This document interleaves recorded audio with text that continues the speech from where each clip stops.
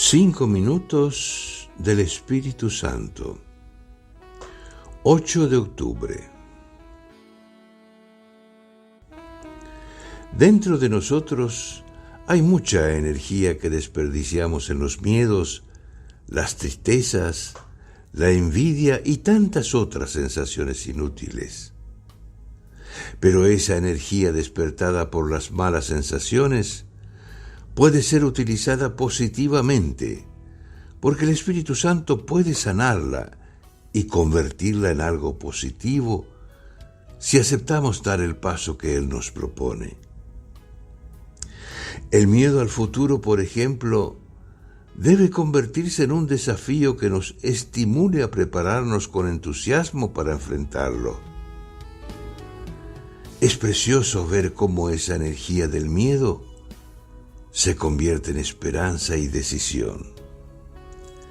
La tristeza puede convertirse en una actitud de profunda reflexión que nos permita descubrir los grandes valores de la vida en lugar de buscar entretenimientos que solo nos distraen.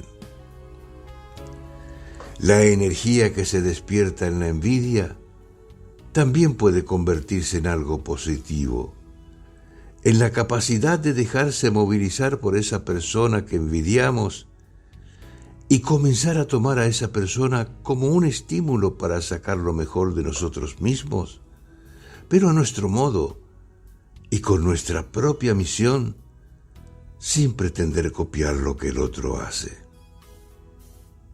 Dejemos entrar al Espíritu Santo en esa energía interior que estamos usando mal, para que Él nos enseñe a usarla bien, para convertirla en una fuerza positiva de vida y de crecimiento. Cardenal Víctor Manuel Fernández.